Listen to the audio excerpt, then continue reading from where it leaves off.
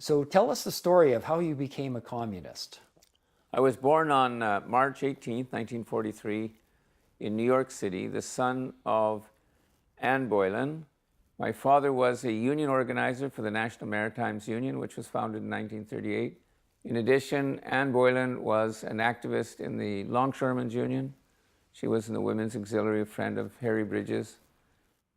These two personalities, Anne and Tom Boylan, were both communist activists in the United States of America during the Second World War when I was born.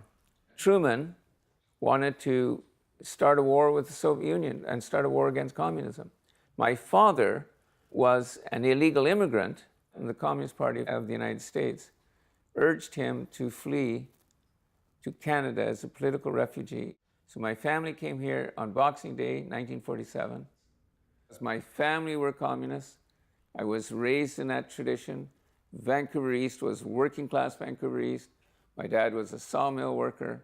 I stuck with the working class. I stuck with the IWA, which, although it too engaged in anti-communist discrimination at that time, which is contradiction. There was a period when there was a big attack by Khrushchev against Stalin. This had a negative impact on me, of course. But here's the thing. I was fortunate enough to have met at the University of British Columbia in February of 1963 a personality by the name of Hardiel Baines. He had been very active in the pro-Cuban mass mobilization of October 62. In that year, we had about 8,000 students muster their ranks together in the main mall at UBC to denounce the naval blockade of Cuba. So the consequences for me of that whole motion in the society was to discover Hardiel Baines and slowly to learn through his arguments and his explanations why the revisionists in the Soviet Union had betrayed communism. Because the first thing he asked me was, what do you think of Khrushchev? I said, well, he's got to be great because he's the leader of the Soviet Union, right? He has to be a great guy. And he said, he's a traitor to communism. Well, I found that very hard to believe as a true blue, dogmatic little, red diaper baby, as it were. And then, don't forget, 1968, the Soviet Union invaded Czechoslovakia. And that was what motivated myself and my mother and my father, who had been lifelong communists, to quit the Communist Party of Canada and say, the last people to invade Prague with tanks were the Nazis. Mm-hmm. And just because you've replaced the swastika with a hammer and sickle doesn't change the content, my friend. Fascism is fascism. Brutal occupation of a country is brutal occupation. And as communists, in principle, we oppose this. And we are for the self-determination of states and countries. And if the Czechoslovakian communists want to become good capitalists, well, that's their business, not Russia's business. So then we were without a political guide. So it was a period of searching for a political organization that would meet my conception of modern communism.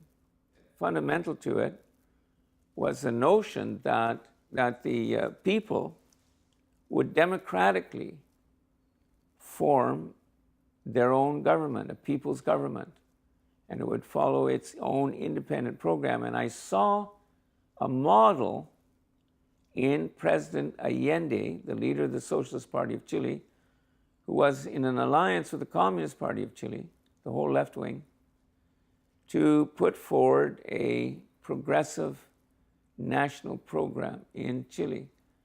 And we watched the CIA and other reactionary forces build up for a coup against the Allende government. And I remember September the 11th, 1973, as if it were yesterday.